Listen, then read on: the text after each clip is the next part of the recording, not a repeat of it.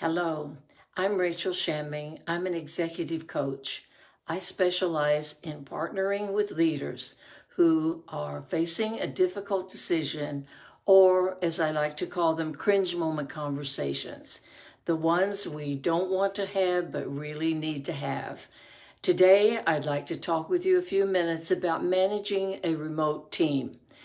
It feels like we're still trying to settle into new routines and start this year off right.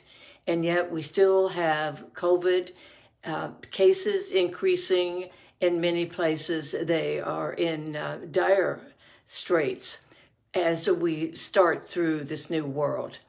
Businesses have evolved and changed to adapt to a more virtual remote experience, so it's become really necessary for managers to think through how are we going to manage this pandemic, employee needs, the employer needs, all with a pandemic all the way around us and labor shortages.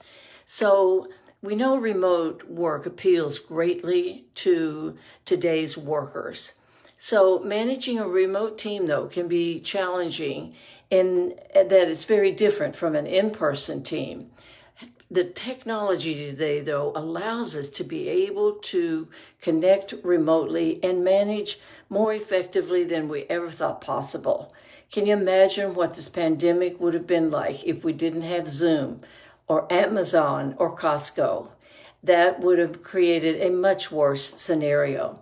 Here are a few ways that you can stay connected to your remote employees.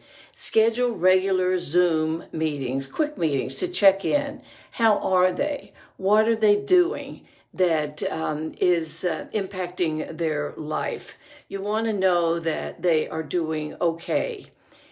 Provide feedback on projects and progress so that people feel included and not that they are so isolated and away from the normal socialization that happens when we're all together in a workplace.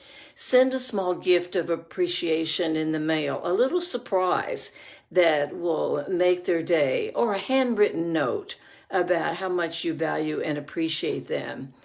Avoid deferring a cringe moment conversation if they are necessary. It will only get worse. It's important to address issues as they come along. And of course, keep communication lines open and provide support.